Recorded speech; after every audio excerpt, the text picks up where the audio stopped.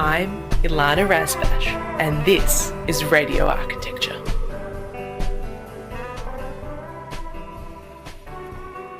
Good evening from beautiful Bunurong country. We are broadcasting to you live on Radio Karam from the unceded lands of the Eastern Kulin Nation. As always, if you'd like to join the conversation, please text us in the radio studio on 0493 213 831. We'd love to have you with us. My guest and conversation partner this evening is Esther Gyorki. She is the head of collections and interpretation at the Jewish Museum of Australia. She has co-curated 2 exhibitions currently showing at the Jewish Museum of Australia, The Things You Cannot See, photography of Mark Raphael Baker, and Buchenwald Ball, 80 Years Dancing in Freedom. She also oversees the museum's collection of over 25,000 objects, the largest repository of items relating to the Australian Jewish experience. Previously, she was curator at the Walker Street Gallery in Dandenong, where she curated a number of exhibitions including Question the Space, looking at the possibilities and limitations of gallery as a space for both artists and audiences, as well as Flora, an immersive art program exploring the importance, beauty and fragility of nature and the plant world. And Home, an annual exhibition showcasing works by artists of a refugee background. Esther has worked across the Australian and international arts and museum sectors, curating and creating exhibitions and projects that invite participation, spark dialogue, and encourage accessibility and inclusivity. She has worked and volunteered in diverse roles in metropolitan, regional, and remote areas, including managing the Australian Cultural Fund and as a board member. She has also worked on a number of freelance curating projects, including most recently Transactions in 2023, a participatory work with artist Melanie Larson at the Union Bank in Paran. Esther has a Bachelor of Arts with honours and a Master of Arts curatorship, both from the University of Melbourne. Welcome to the program, Esther. Thanks, it's great to be here.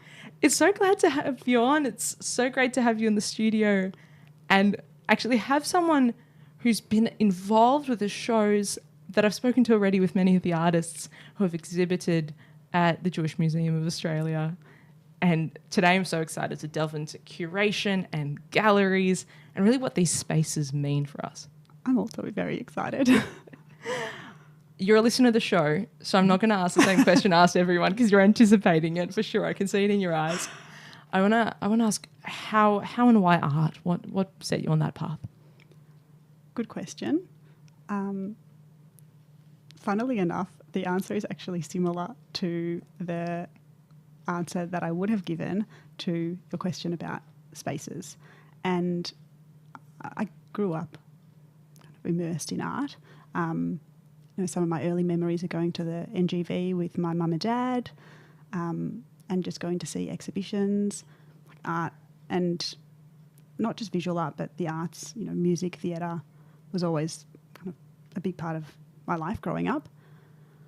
I was kind of one of those kids who had no idea what I wanted to do. I kind of changed every week, and then I did an arts degree. And as part of my arts degree, I studied art history and linguistics, and then I decided, art history was really interesting, so I kind of majored in that, and then I went on to do honours in art history, and I did a thesis on Albert Tucker and the photography of Albert Tucker. And then around that time I started volunteering at Heidi, Museum of Modern Art here in Melbourne. And it was probably around that time that I really thought, I think this is the path for me. At that time as well, around then I went to New York on a study tour with the artists Charles Green and Lyndall Brown, and they're partners in life and art. And I spent 5 weeks there on a study tour with them. And probably those things that were volunteering and then working at Heidi and doing this study tour to New York where, we just kind of spent all day immersed in all the galleries and artists and learning about art and art history and contemporary art in New York made me realise, actually, I think this is the path. Yeah, and then I went on to do a Masters of Curatorship, and then, I guess from there I've just always worked in the arts. Was there a particular work that set off that aha moment for you? No, I don't think so. I can't think of a specific work. I can't even really think of a specific era or... No, it was... It was just all of it. All of it, just being around the buzz and the flavour. And many report that experience around the theatre too. That's right, yes. It was just, I guess, the way it made me think and feel different things, the way I connected with the work and with the artists and, you know, what they were trying to say and the people in the spaces. What's your lesson or biggest lesson from that study tour and the internship that you still carry with you?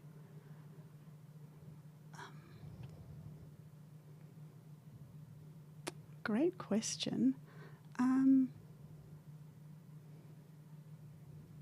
New York is such a magical city.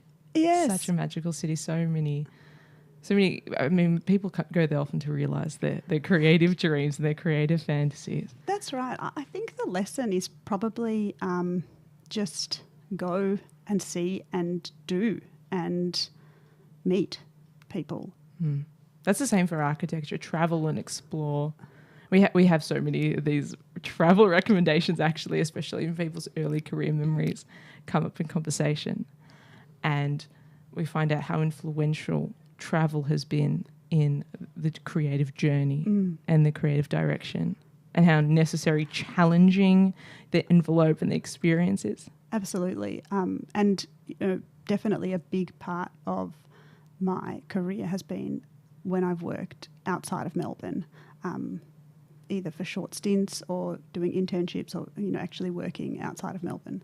It's been really formative. Where have you gone?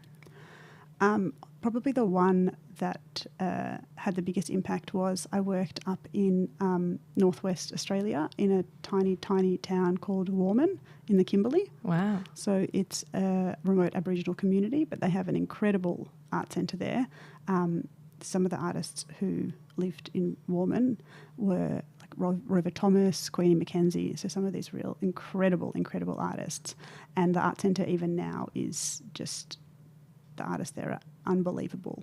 One of the artists there, Lena Nyadby, when I was there, her work was actually painted onto the roof of the Musée du Quai Branly in Paris. And so when you climb the Eiffel Tower and you look down, you see this artist from Warman, Lena Nyadby's artwork, her barramundi scales. Wow. Yeah, so really incredible. That's amazing. Do they still follow the practice as well that the materials used have to come from the country? That's right. So it's all ochre. And that was incredible because we would go out in the troopy, a group of artists, and we would sometimes just spend a day digging for ochre.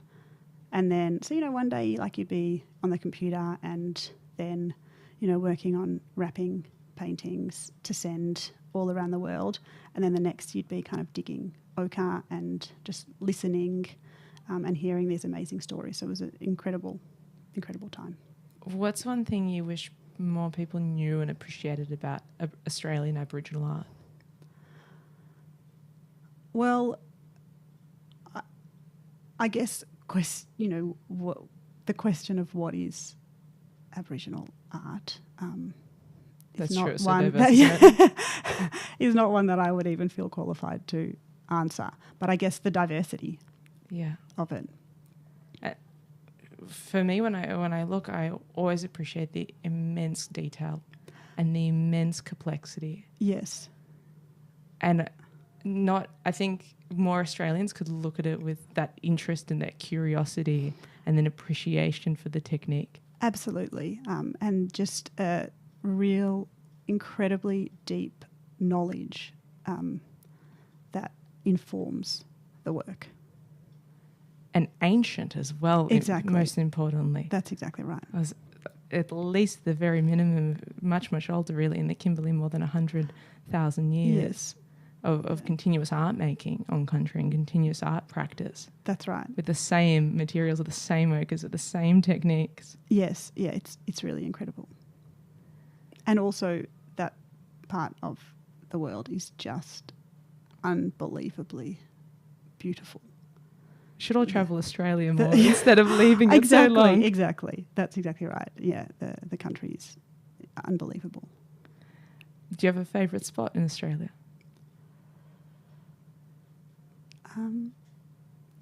I've just spent the weekend along the Murray River. That would be one of them. Otherwise, I really love Melbourne. I'm a Melbourne girl at heart. I love that. Well, let's pivot to some of your projects, and particularly your work at Walker Street Gallery in Dandenong. I'm really interested to unpack this Question the Space show, and it was all about where can a gallery exist and what can be a work of art. Say more about the show. Yeah, absolutely. So it was a group show that I curated in 2023 at Walker Street Gallery. So Walker Street Gallery is a council-run gallery. It's the Greater Dandenong City Council gallery, and actually it's a converted fire station. And so it's actually really cool because when I worked there, I just happened to be there like on a Sunday one day, and these guys came in and they were like, oh, you know, our dad actually was a firefighter at this fire station. So they took me through and they were like, oh, you know, in the main gallery space on the concrete floor, there was like a discoloration. They were like, oh, that was the petrol pump. And then like where our offices were, they were like, oh, you know, this is actually where everyone used to sleep. And they kind of told these really amazing stories. So it was really interesting hearing about the building, and, you know, the past life of the building was really fascinating. And, you know, you just kind of think, oh, there's just a mark on the floor, but actually you think, oh, actually there's a real history here to this building itself. So the building is very interesting, but as a result, it's not particularly made as a gallery space. And it came from possession of the fire brigade, would have been the MFB back then, and came into the council's. Yes, property. yeah. I mean, this was well before me. It had been a gallery for a long time by the time I started there. So it was a really interesting space, not at all kind of a traditional white cube, you know, the glass windows at the front, and one wall was like entirely brick. And so it was just kind of an interesting space to kind of use. And also what was really interesting was it was, in terms of from accessibility, it was quite inaccessible. So at the back, there were stairs to go up to the back room, and there was no lift. And so for wheelchair users or prams, you actually had to leave the building, walk around the side and walk into the back. And so it was just, you know, the space wasn't ideal, but that was the space we had. And so I kind of wanted to explore as part of the exhibition, well, you know, what does it mean to have this space? Do we need to be using this space for all of our exhibitions, and what can we do? So the exhibition, like I said, it was a group show, and it had, I was really excited because we had the Gorilla Girls, the New York artists, as part of the show, and they're really well known for their kind of huge banners that are kind of in really public places around New York and major cities. And so they agreed to include their banners in the show, but kind of throughout Dandenong. So as you drove through Dandenong, you would see these like big Gorilla Girls posters up around Dandenong. So that was really interesting, kind of extending the show out into the streets of Dandenong. So it wasn't just kind of based to the confines of the gallery. Also upstairs, what used to be kind of like the ugly back door area, we got this great Queensland artist, Rachel Burke, to sort of activate the space. So rather than just kind of being a back door, what used to be the back door and the wheelchair accessible door actually became like a really fun place. And Rachel Burke works with tinsel, so the whole room was kind of filled with colour and tinsel and a video. And so that kind of became like, well, if you came through the back door, actually it was a real joy to enter. It wasn't kind of, you know, come through the back door and don't get to really feel the space in the way that you would coming through the front door. Another artist in the show was Tina Patlis, and Tina is an artist who works with Gillamara Art Centre, so she is an Aboriginal artist, and her works came from mark making that was originally made on human bodies as part of ceremony, and then her practice kind of developed into then creating these works on canvas. And so that was a really interesting discussion around, you know, here are these marks that were originally meant for the body, which are now becoming a work of art and being hung on a gallery wall. And, you know, Tina and I had a lot of conversations around how she feels around that transition. And for her, it was really positive to be able to share these stories with a greater audience in a new way. So it was a really fun show to work on, and just really kind of exciting to be kind of allowing these artists to explore the concept of space and the gallery in their works. Was there an interpretation from the artist that surprised you the most, or something that came in the process of installing or hanging that was unexpected?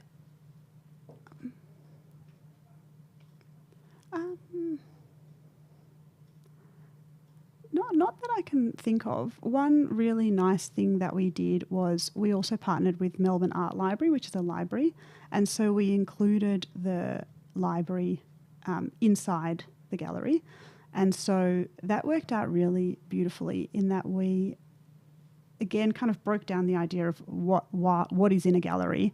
Does it only have to be art? Can we also have a library inside the gallery? And one really nice part about that was that it invited people to stay in the space because we put all these books out. And I think that that was so successful that it sort of continued and kind of created these new libraries. And not necessarily were they big, but sort of how can we incorporate the books and the publications into the actual space? They don't have to be separate. You can kind of immerse yourself. I really want to pick up on that because that's a whole new typology of sorts almost. Because traditionally you plan a public program to activate a gallery and get the people in after opening night and keep them in there and try and have a bit more of a presence. But this gallery created a third space.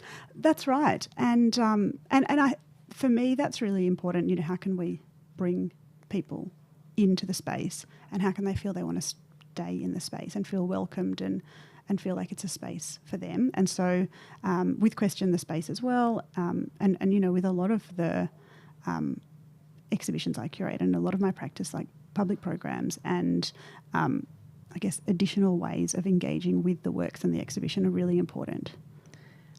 What's your favourite type of public program or public activation to curate? I really love the programs where people of all ages can get involved. You mentioned in my bio, in 2023, I worked with this really great artist who's also a friend, Melanie Eliasson, on this project, Transactions. And it was at the Union Bank in Paran. And what we did was we kind of created a bank, but the bank was not a monetary bank. It was a bank of acts of kindness.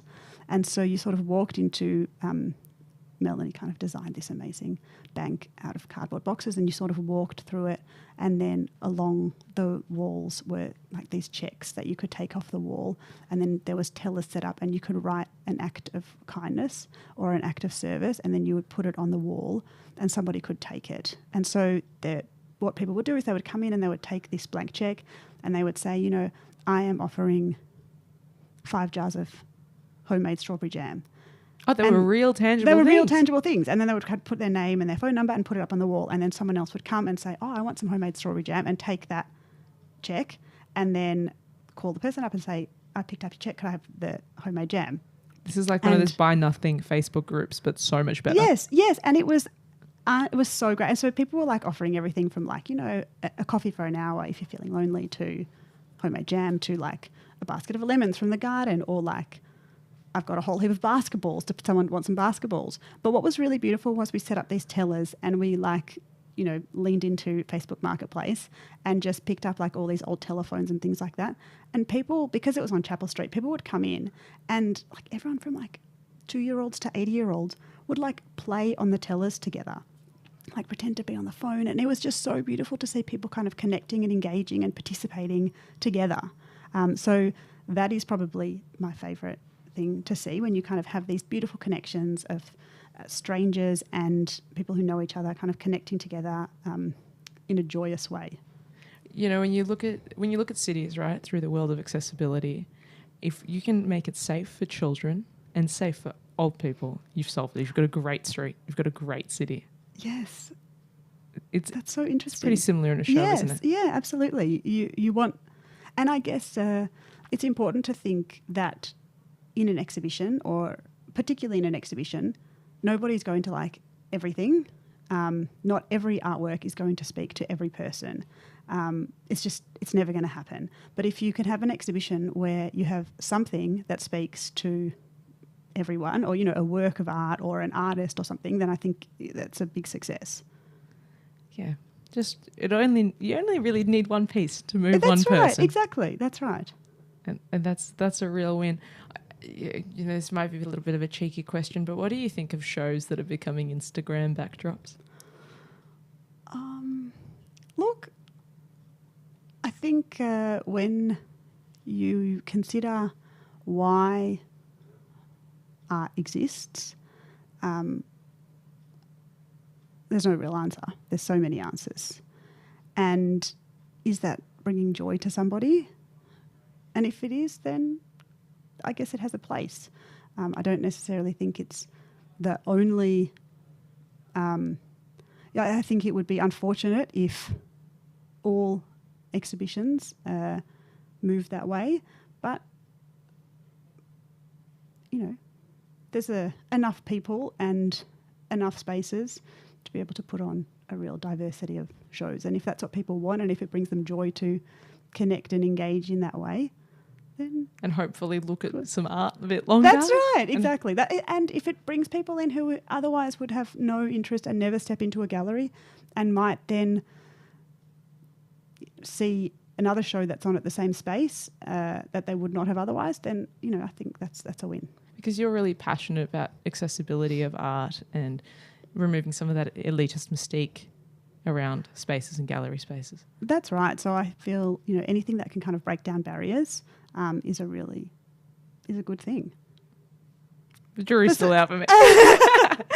Look, I'm personally unconvinced, but I do appreciate it. There's definitely a part of me that says let's get more people into cultural institutions, let's get more people into galleries and appreciating these places, because you actually need attendance, right, in order to keep these places running. And what are your reservations? What are my reservations about it? I find it can distract. It doesn't necessarily, but it can distract and it can cheapen the serious works, particularly if there's been an installation done that's borderline not even art, but it becomes like a marketing element. Yes. And I feel that doesn't do the art or the art justice or the artist justice in their creative practice. And that there are spaces specifically that are immersive. They're, like, for example, in Melbourne, we're so lucky to have the Loom, which is quite a unique place. And Japan, Tokyo has Team Lab, super famous for such installations. And so there are places dedicated to that. I imagine very much virtual reality and augmented reality might be the next frontier in these fully immersive experiences. So I'm on the fence. Okay. I do have some reservations. But you're quite right that there's perhaps people that we're able to bring into these cultural institutions and then support and sustain cultural institutions by encouraging more visitation. Yes, that's that. And at the end of the day, I just want more beautiful buildings to be built. So if it means we can build more beautiful buildings, then you're all for it. Then I am all for it. I'm also really interested in hearing from you about the importance of these beautiful buildings, the importance of these galleries, and often they are third spaces where you can come, you're not expected to spend money, and you can just experience and enjoy. Certainly free public galleries are completely free, and other museums are ticketed or at a lower cost, and how important these spaces are. So I have a story about this. Oh, please. A few years ago, I used to work near the NGV, and sometimes I would just go there in my lunch break and go for a walk around. And there was a video work by an artist called Steve Carr. I think the work is called Watermelon, and it's a video of a full watermelon and two hands are taking a elastic band and putting the elastic band around the watermelon, one at a time. I know that one. Yes. And so... Until it explodes eventually. Exactly. It eventually explodes. And so one day I was just like walking around the NGV, not really looking at anything. And this video was kind of on in the corner, and there was like a group of people watching the video. And I was like, oh, what's this about? I didn't know the video was on. And so I went to have a look. And within a few minutes, there was like maybe a group of 20 people watching this video. None of us knew each other. We all spoke completely different languages. And everyone stayed for the full duration of the video. And at the end, everyone cheered and high-fived. But it exploded. And it was the most beautiful moment of connection. It was just such a joy to experience. And it made me realise, like, this is why these spaces are so important. This idea of connection, which you can't get in a lot of other places and in a lot of other ways. That's really true. That's really true. And it's a good icebreaker. Art is a great icebreaker for people who don't know each other. You can say, what do you think about this one? Exactly. I really love that. That's right. So I really see the value of these spaces. Also, there's a recent report came out about loneliness, and in this time of social media and everyone on their phones, people are connected, but they're kind of feeling lonely and this lack of actual real connection. And spaces like galleries and museums really offer that genuine human connection. Huge. It's huge. I believe it's also considered an epidemic. And really, loneliness is even the focus of the Director Surgeon General of the United States.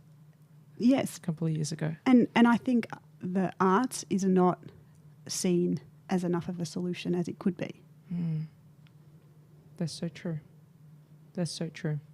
Let's keep valuing culture and keep including culture. Exactly. And creative practice.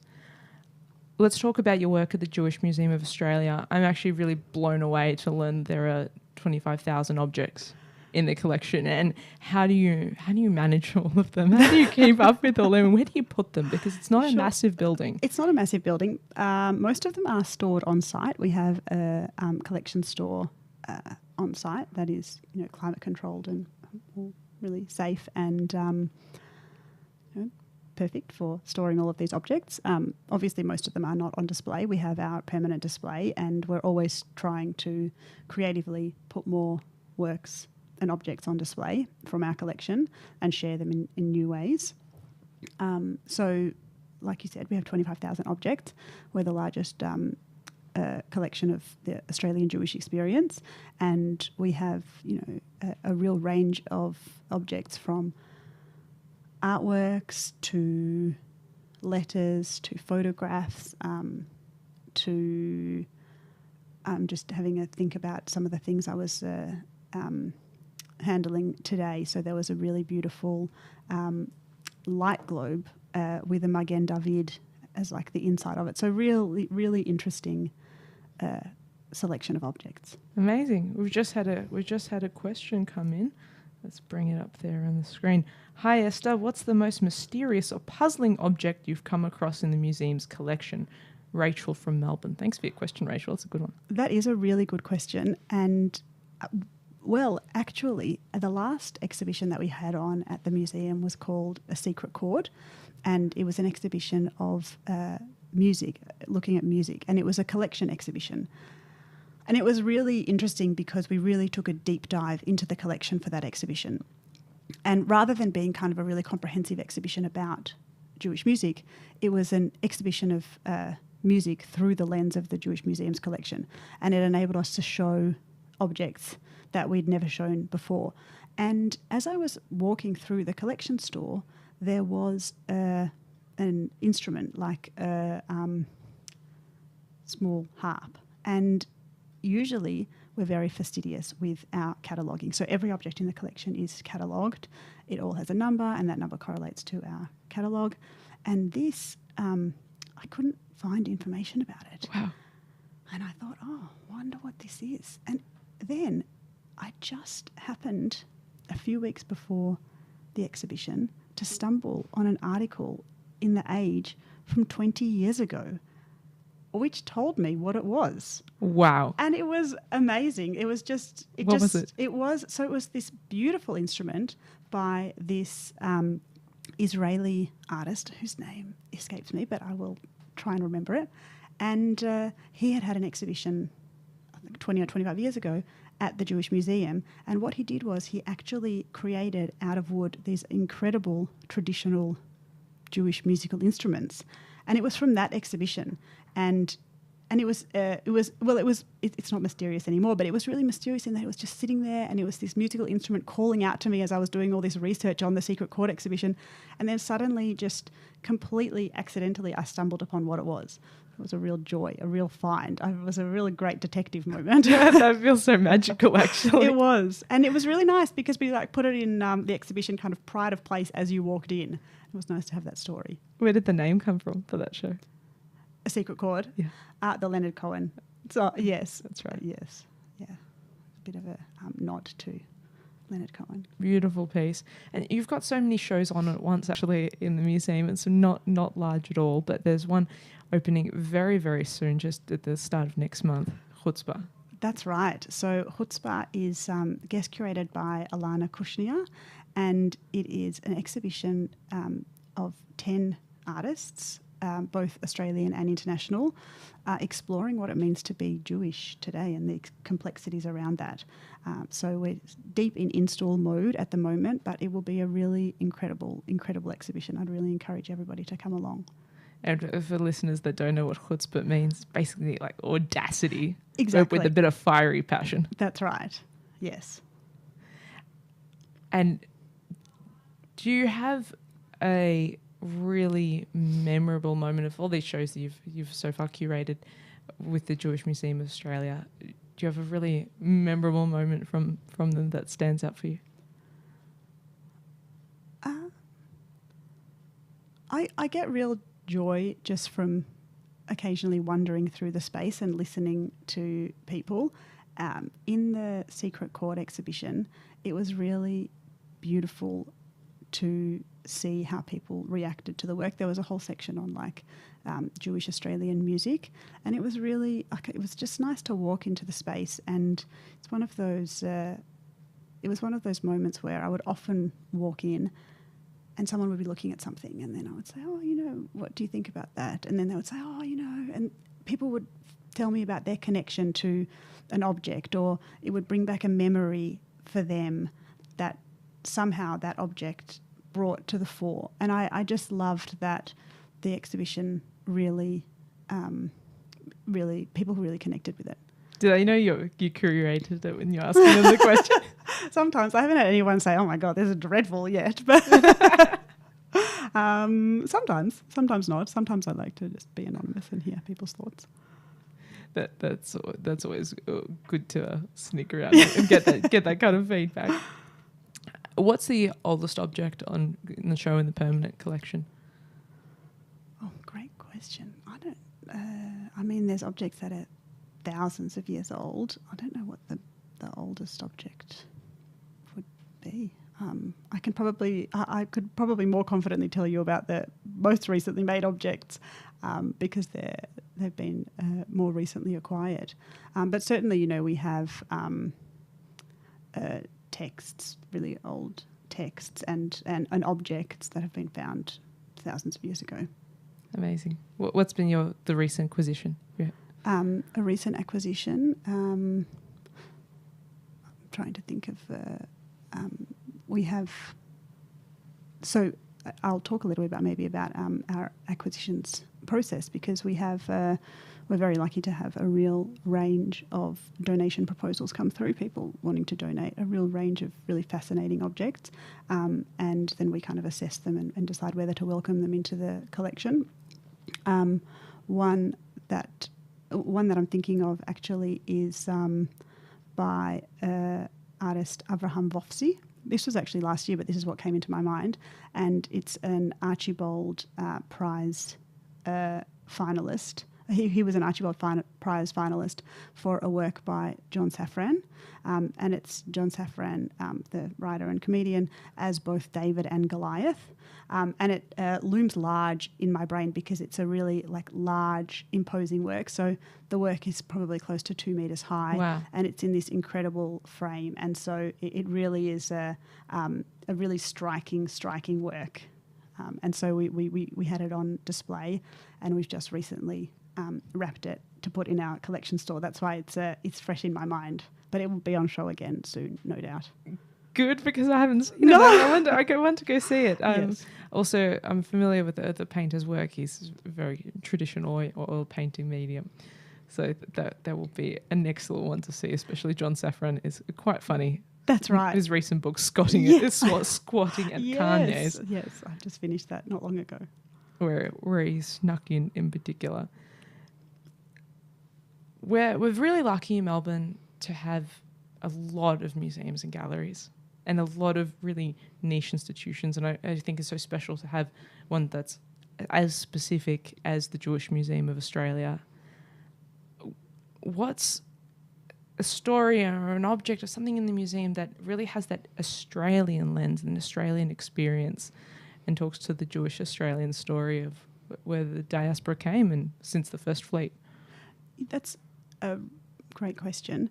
Actually, one of our most recent acquisitions is two beautiful works by Danielle Brustman, and they are Marta and Dora, and they're two really beautiful boxes. And the boxes are named for Danielle's two grandmothers, Marta and Dora. One is a jewellery box and one is a music box. And Danielle has created them in homage to her two grandmothers. And so the music box is blue and like a coral colour on the top. And that's because her grandmother always wore coral lipstick, and the box is then made out of like a beautiful tortoise shell colour, and that's because her grandmother always wore a tortoise shell comb. And the jewellery box is repurposed from her grandmother's old dresser, and it's been made into this beautiful box. And there's other kind of markings that are connected to her grandmother. And what is really beautiful about those two objects and why they're so we're so happy to have them as part of our collection is because they really embody this Australian Jewish experience. It's two really different stories of two women growing up Jewish in Australia, and then also seen through the lens of a contemporary Jewish artist and designer. But what is really beautiful is that when the exhibition was on, Danielle also had a slideshow of family photographs going back a few generations. And it was really nice to see people interacting with the slideshow, because they would say, oh, I would have that couch, or, that looked like my house, or, oh, I know that person. And then also people would then connect with the box and be like, oh, I loved. And also in the music box, it had songs engraved in the box. And people would see the objects, be like, oh, I loved that song, or my grandmother loved that song, or, my grandparent or my uncle grew up in Surrey Hills, where one of her grandmothers grew up.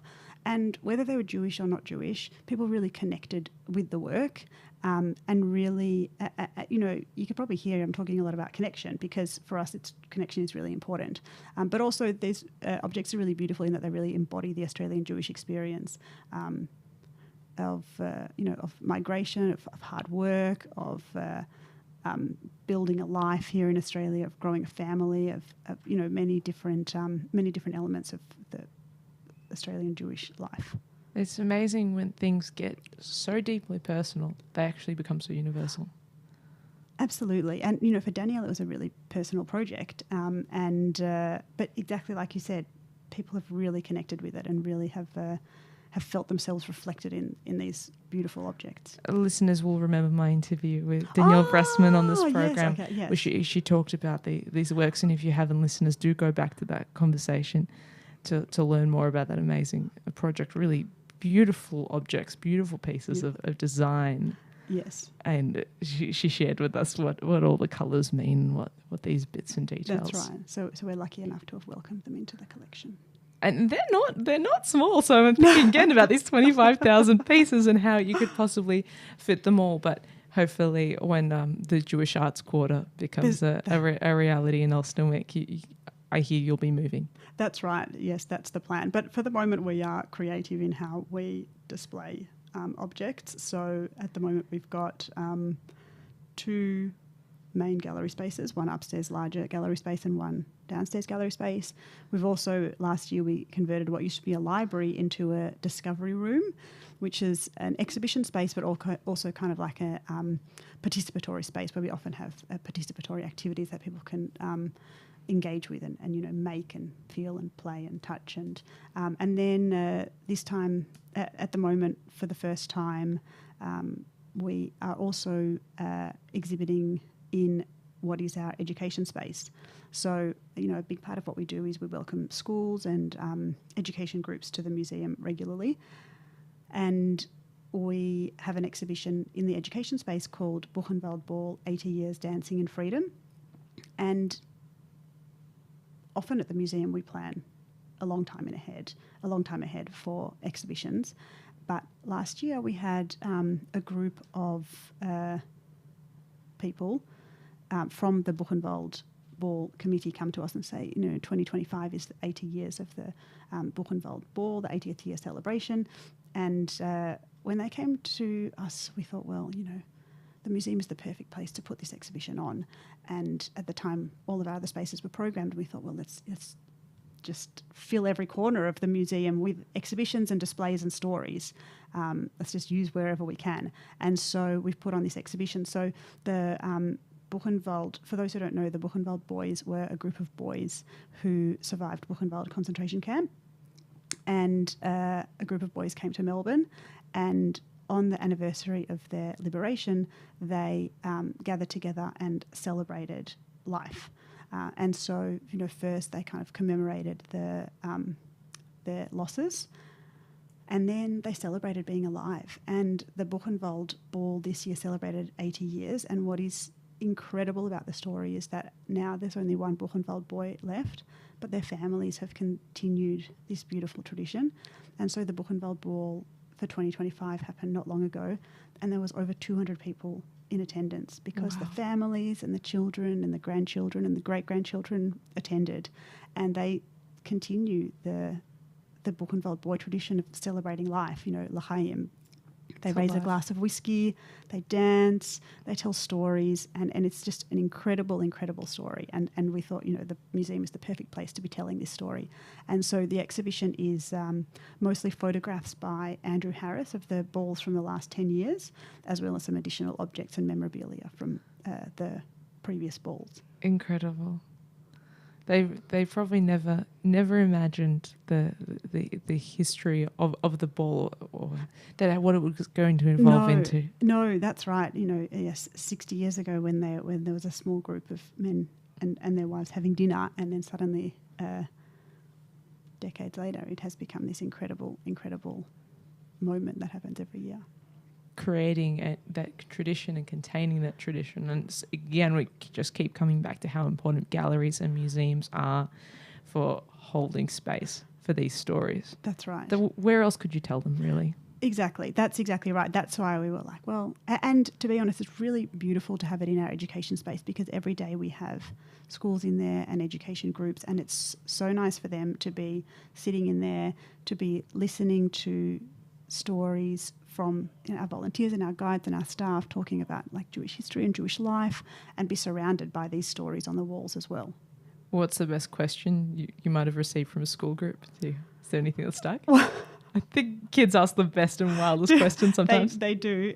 We have a really great group of education guides and volunteers who know how to answer all manner of tricky questions. So hats off to them for fielding all that. Their knowledge and their patience and their creativity in answering all those questions. Do you have an object in the collection that you're dying to exhibit or whose story you really want to tell? Is there something that's perhaps on the tip of your curatorial tongue that you haven't brought into existence yet? Another excellent question. Perhaps something like the harp that you've come across that's really surprised yes, you. I'm just trying to think what I feel like I've been quite creative in trying to squeeze things. We have as well as our temporary exhibition spaces, we also have a permanent display, and I've been quite creative in trying to, although it is permanent and usually doesn't change, I've been quite creative in trying to squeeze things in there. So at the moment what we do have, which is really exciting, although it is our permanent display, we do have an incredible work on loan from Sovereign Hill, which is a gold menorah. And it's really exciting for us to be able to exhibit that here in Melbourne because it's on display for a year, and it's this incredible menorah made of gold that was commissioned by Paul Simon in the mid-20th century. And it looks incredible, and the maker of it was talking about how tricky it was, but it is this incredible object and there is really nothing like it, and so it's a real joy for that to be on display and for us to have the opportunity to be displaying that, although not part of our collection, but at least being able to share it with our audiences temporarily. And they share these touring objects, which is so incredible. There's the one thing that's sort of in your collection, but not quite in your collection. And it's part of the architecture. And what I love in the main exhibition building, you get to the end and you've got this window that looks out and frames the view onto the synagogue beyond. That's outside, right. the beautiful big dome, big piece of architecture that is present. For me, that was super important moment to discover in the architecture of your building and in the exhibition design, because Jewish tradition, Jewish culture is living tradition and is a living culture, is a living practice. It's 4,000 years old, but it continues right outside, right beyond. And almost echoed for me how the Melbourne Museum says that the exhibition building is the largest object in their collection. Oh, yes. And that's something they're a custodian of.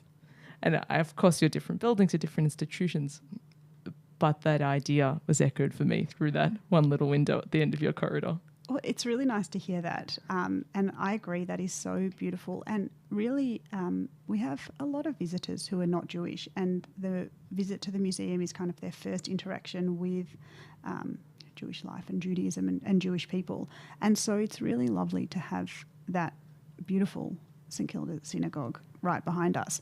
And actually a lot of the education programs, do actually then visit the synagogue as part of the experience. So they kind of see the living Jewish culture at the museum and then also go across and see that again at the synagogue. But it's very beautiful to have it right there. And it is, looking through that window, I often find myself just standing there looking out because it's a very beautiful view. It's the power of architecture in that moment that had just one window in the right spot can change your perspective. Absolutely. And especially because the window is in the belief and ritual gallery. And so you kind of walk past, all these objects relating to like Jewish belief and ritual, and then actually see the synagogue. It's very beautiful. Yeah, there's objects about weddings and Exactly. bar and bar mitzvahs and rites of passage, and then you might actually see that out the window one day. That's right. And there's a whole section on rabbis and the kind of the role of the rabbi, and then there is the synagogue.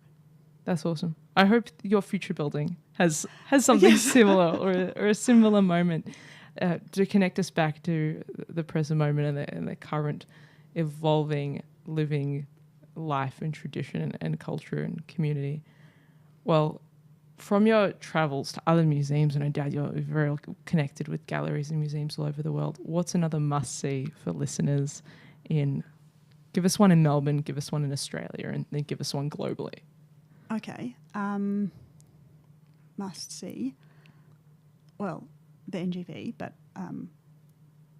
obviously. But I would say, and it is currently temporarily closed, but the Art Gallery of Ballarat, they are just a really wonderful place to visit. I think they have wonderful exhibitions. They have an excellent collection, and they're really creative in how they display it and how they engage with visitors.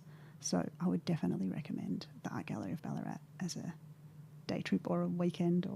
That's a really good tip. Yeah. And then internationally? Yes. Internationally, well, I recently returned from Hong Kong and I went to M+ in Hong Kong, and it was really fantastic. I came back with so many ideas and real renewed enthusiasm. That's right.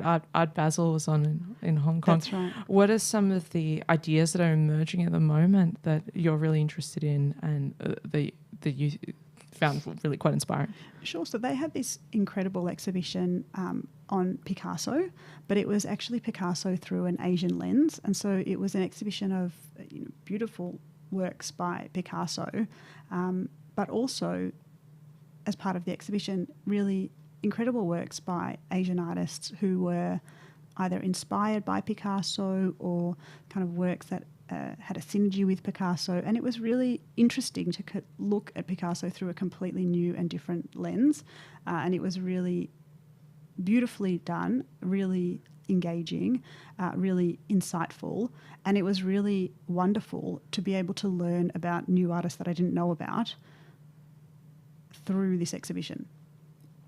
Fantastic. Do you think VR art and augmented reality art is something we're going to start seeing more of? Yes and no. I think there is a role for it, definitely. I guess it's a wait and see to what it will look like and how it will develop. Are you concerned about the AI models that are then like generating art trained on copyrighted material as well? Yes. To be honest, in my like day-to-day practice and work, it's not something that I'm encountering on a regular basis. So it's not kind of on my radar as something to be personally right now concerned with, but certainly it's a huge issue to grapple with. And I mean, I've got no idea what the future holds. I'm always yeah. often interested in practitioners that are either aligned or also how they're coping with these questions, because certainly in architecture it comes up and some are worried and some just view it as just another tool and we're going to use it as just another tool. But I know the art world can be quite concerned about the copyrighted material and the intellectual property that gets used in this, and you wonder, but could it actually ever tell those stories? Could it actually ever create something really create a work that we do connect with? Yeah.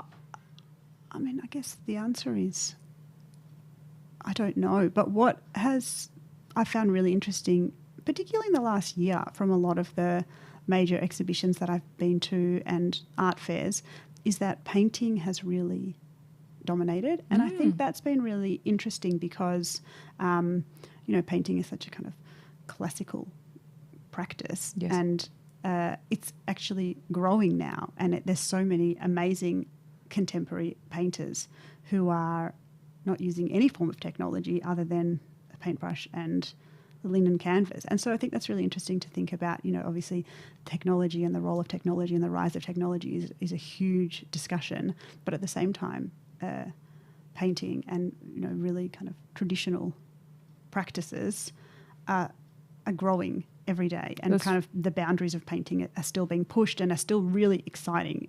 So that's really exciting, I think, and really interesting to see. That's really wonderful to hear. Yeah. That we're also slingshotting back in resistance that over saturation of technology, and that's why I ask. There's sometimes it can feel like these digital arts are really coming to the forefront. That there's again they overlap very heavily with the Instagram backdrops and the Instagrammable installations. Reappreciation of those traditional mediums. I definitely feel that. But sometimes there's really fun techniques that can come up, and we're all for fun techniques and fun expression. Exactly. Ask my second last question, because you know my last one is too, don't you? What are you most excited for in the Australian art scene at the moment?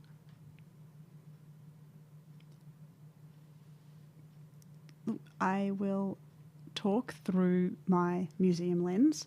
We have an annual exhibition at the museum which is called Telling Our Stories, where we work with students from Jewish schools all around Melbourne, and they do a project where they kind of dive into their history and heritage and kind of explore their history and heritage. And a lot of the schools do a creative component as part of that. And so all of the students are asked to create a creative response to these projects. And it can be anything from, a painting to a sculpture to a textile, whatever they want. And then we go and select the objects, like a small range of objects, and display them at the museum.